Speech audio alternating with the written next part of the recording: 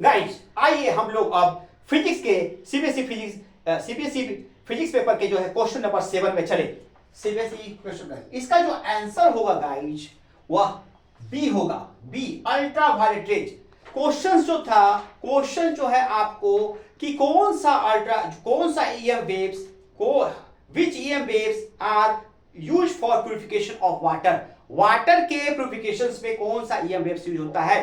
तो जो correct answer है आप लोग जानते होंगे, answer B ultraviolet ray, ultra UV rays are use for purification of water. आइए नेक्स्ट क्वेश्चन नंबर 8 में चले। अब ब्यूटीफुल क्वेश्चन क्या है, a conducting wire connects to charge metallic spheres. दो मेटेलिक स्फीयर्स है जिसका जो रेडियस है r1 a एंड b और रेडियस है r1 and r2 respectively.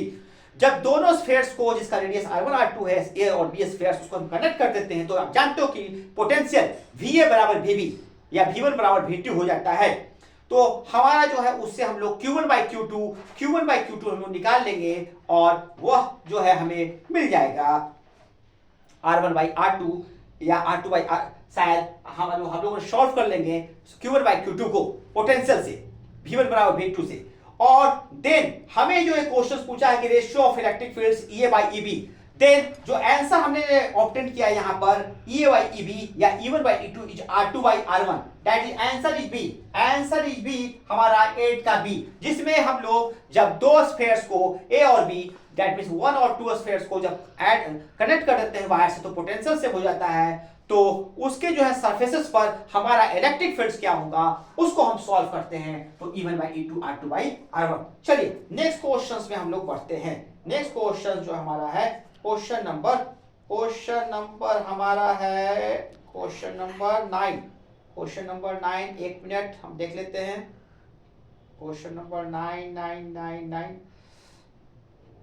Question number 9 हमारा, हाँ 9th में क्वेश्चन है गाइज मेरे सारे प्यारे बच्चों, जो है ए स्टेट कंडक्टर लाई अलोंग एक्स एक्सिस और उसमें जो है 10 एम्पियर का करंट फ्लो कर रहा है, 10 एम्पियर का जो अलोंग एक्स एक्सिस है। तो हम इसमें जो क्वेश्चन है कि मैग्नेटिक फील्ड जो डीएल होगा, देखिए जो पूरा वायर है उस पर डीएल एक छोटा सा सेक्शन लगता है 1 सेंटीमीटर, आप लोग जानते हो Biot B1 mu0 4 pi ideal sin theta बटे r square, a beautiful expressions by Biot. तो ये जो B है ड्यू टू 1 सेंटीमीटर, उस सेगमेंट का जो है उससे कंडक्टिंग सेगमेंट ने जो है वो एक पॉइंट जिसका जो है वो और ओरिजिन कोऑर्डिनेट पॉइंट्स 0 1 और 0 पर क्या होगा हमारा, तो इसका आंसर आता है बी। तो बायोट का जो डीबी है आइडियल साइन थीटा बटे r स्क्वायर, तो हम लोग यहाँ पर जो सॉल्व करके आएगा आंसर 9 का बी होगा, डीबी जो आएगा प्लस 10 नैनो टेस्ला। ऐसे आता था हमारा, नैनो में नहीं आता था बच्चे, सारे मेरे प्यारे बच्चे, आता था आंसर 10 के पावर -8 प्लस के 10 के पावर -8 प्लस है, लेकिन नैनो करता है, नैनो के लिए 10 के पावर -9, तो हम लोग एक मल्टीप्लाई करेंगे ऊपर में एक नीचे में, तो 10 ऊपर जाएगा 10 के पावर -9 तो बन जाएगा नैनो, एक नैनो, और जो 10 मल्टीप्लाई किया है न्यूमरेटर में वो बन जाएगा 10, तो जो हमारा जो है आ जाएगा आंसर 9 का B. Beautiful answers and beautiful questions. Number 10 में हमारा जो था कि यहां पर आप जानते हो बीटा/डी, आप तो बड़े अच्छे सारे सीबीएसई के सारे जो स्टूडेंट्स हमारे भारत के बच्चे हैं वो बहुत ही सारे बच्चे इंटेलिजेंट्स हैं, और ये देखते ही पहचान लोगे beta angular fringe width, capital D distance between हमारा slits and screens, and theta angular जो है फ्रिंज विड्थ, जो एंगुलर पोजीशंस जो हमारा थीटा प्रेजेंट करता है। तो बीटा बराबर जो होता है lambda capital D by small D, तो उसको जो हम कैपिटल डी से डिवाइड करते हैं तो आ जाएगा लेम्डा बाय डी। तो ये जो क्वेश्चन जो हमारा है ब्यूटीफुल क्वेश्चंस, ये कर रहा है क्या, the angular width of interference का जो एंगुलर विड्थ है वो किस पर डिपेंड्स करता है, वेवलेंथ किस पर डिपेंड करेगा, वेवलेंथ या डिस्टेंस बिटवीन स्लिट्स। तो ये जो है हमारा सी, इसका जो आंसर है both wavelength of light and slits separation seat separation, इसका जो आंसर होगा सी होगा, आंसर जो है इसका सी होगा। हम यहां पर थोड़ा सा सी होगा इसका, और थीटा यहां पर आंसर सी। दोनों देख रहे हो, थीटा जो है directly proportional, theta directly proportional to lambda और inversely proportional to 1/d, directly lambda और इनवर्सली 1/d। तो हम लोगों को लेम्डा और डी दोनों पर डिपेंड करता है, तो आंसर सी। 11 में आते हैं, अब beautiful beautiful question. Electromagnetic waves passes from vacuum, vacuum से एक वेव चलता है और वह वैक्यूम से पास करता है डायरेक्ट्रिक मीडियम में, जिसका जो है रिलेटिव परमिटिविटी दिया हुआ है 3/2 और रिलेटिव मैग्नेटिक परमिटिविटी है 8/3।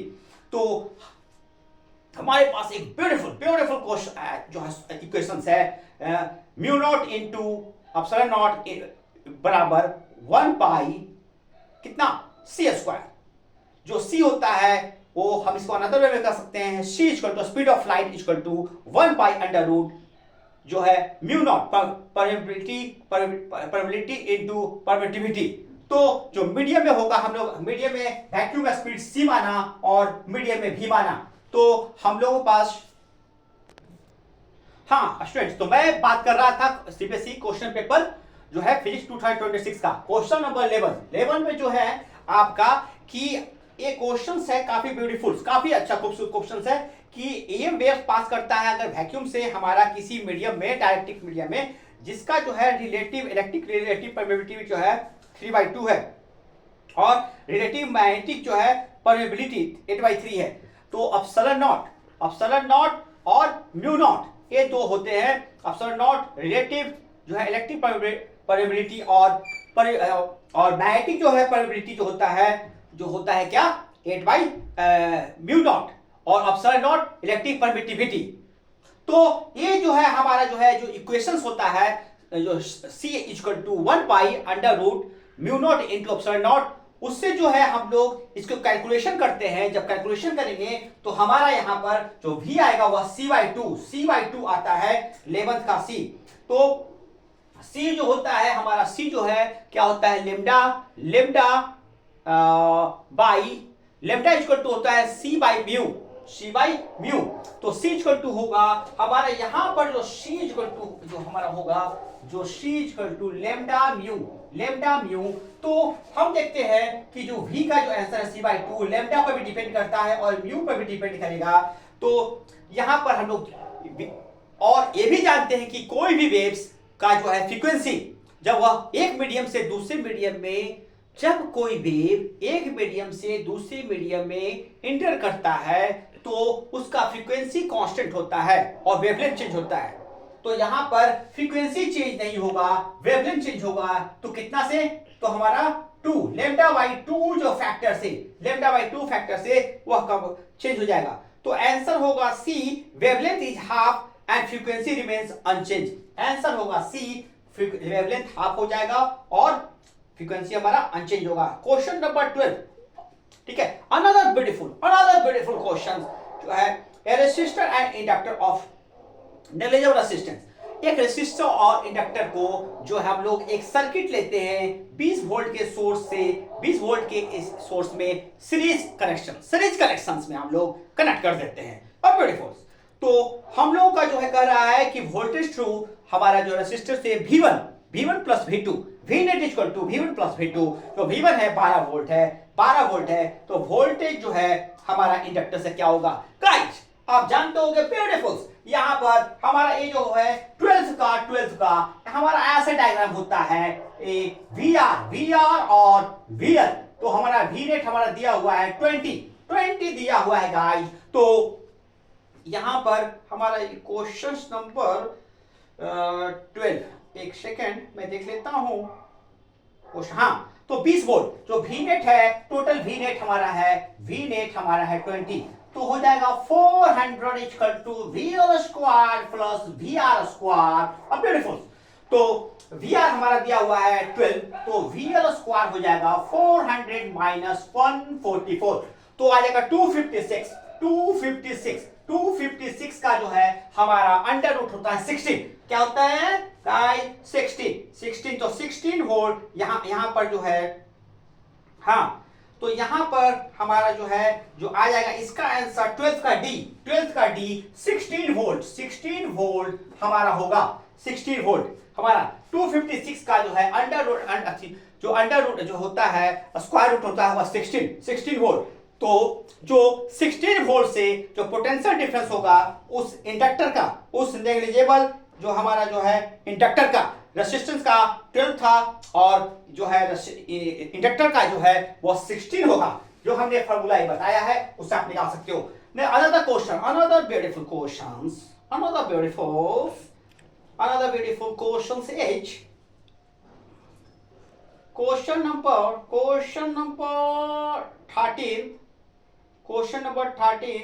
नंबर 13। हाँ, अब यहाँ पर सर्टेन और रीजन का सारे क्वेश्चन आ गए 13 से 16 तक 13, 14, 15, 16 चार क्वेश्चन जो है सेक्शन ए में आपके जो है वह क्या है सर्टेन रीजन की। तो पहले भाई आप लोग जानते हो कि इसमें जो आंसर होता है A B C D, answer अगर दोनों ट्रू हैं सर्टेन और रीजन तो ए, अगर और एक्सप्लेनेशन अगर रीजन एक्सप्लेनेशन है तो ए होगा, अगर ए और बी दोनों सही है सर्टेन रीजन दोनों सही है लेकिन एक्सप्लेनेशन नहीं है तो बी होगा, और सर्टेन अगर ट्रू है और रीजन फॉल्स है तो सी होगा, और डी सर्टेन अगर रीजन दोनों फॉल्स है तो डी होगा।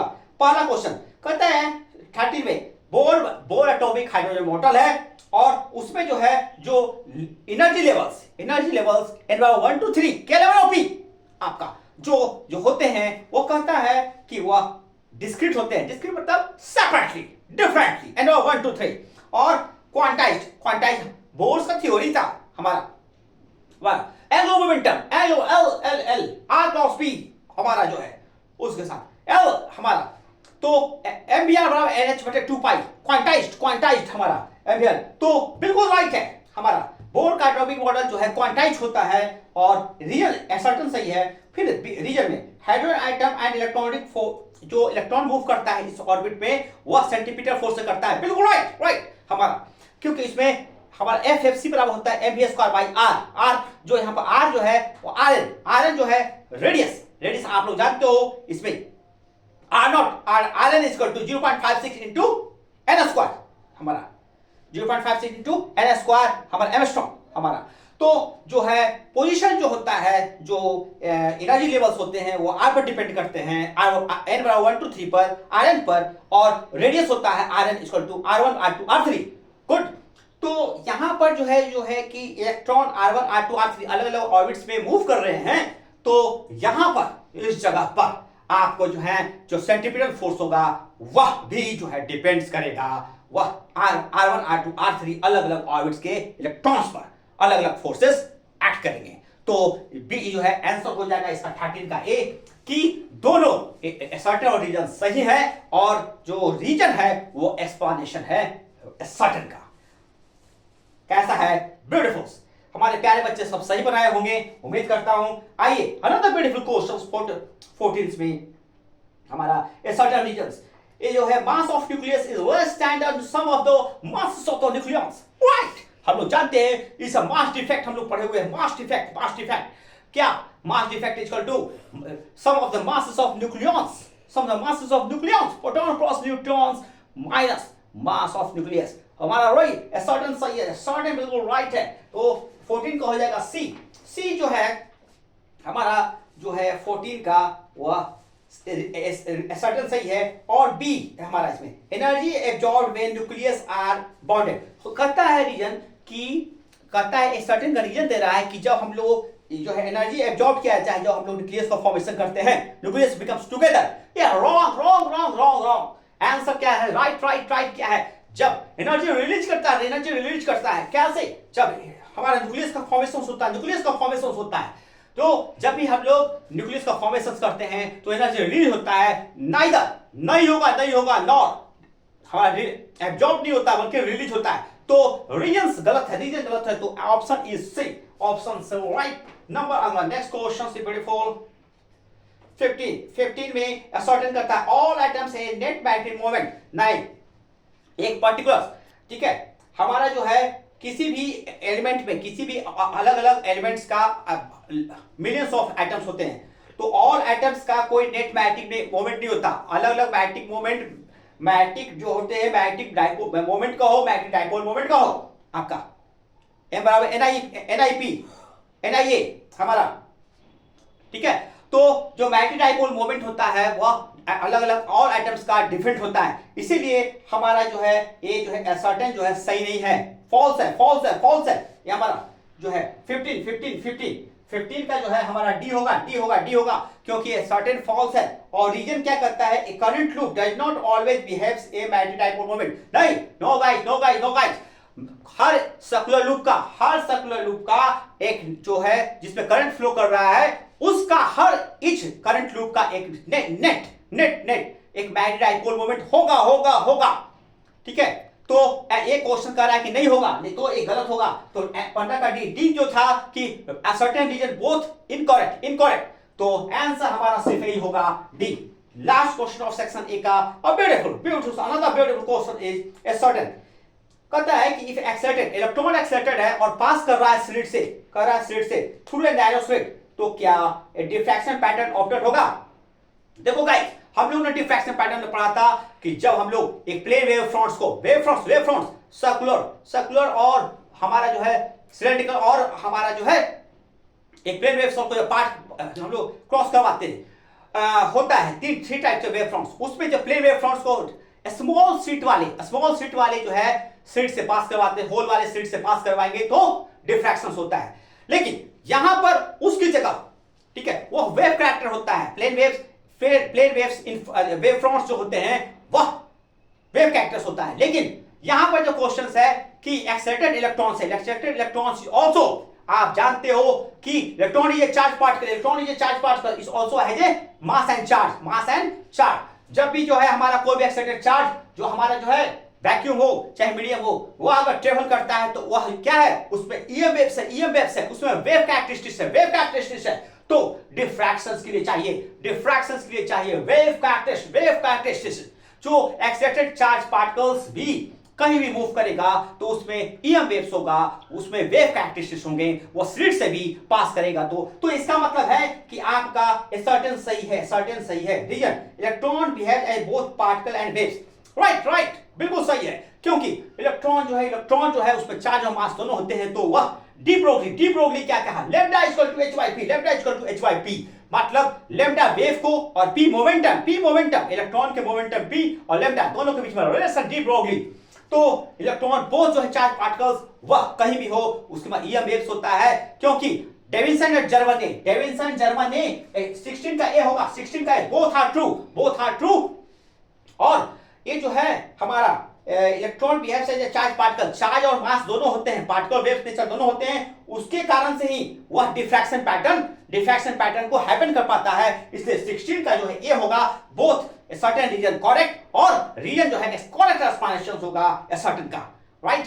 तो इलेक्ट्रॉन के पास चार्ज और मास दोनों होते हैं। डी ब्रोगली ने कहा लैम्डा इक्वल टू पी से, और डेविसन जर्मन ने कहा कि कोई भी एक्साइटेड चार्ज पार्टिकल्स जो वेव पर जो जिसमें डिफ्रैक्शन होगा वह डिफ्रैक्शन कर सकता है, जैसे ईएम वेव्स, जैसे हमारा प्लेन वेव फ्रंट्स।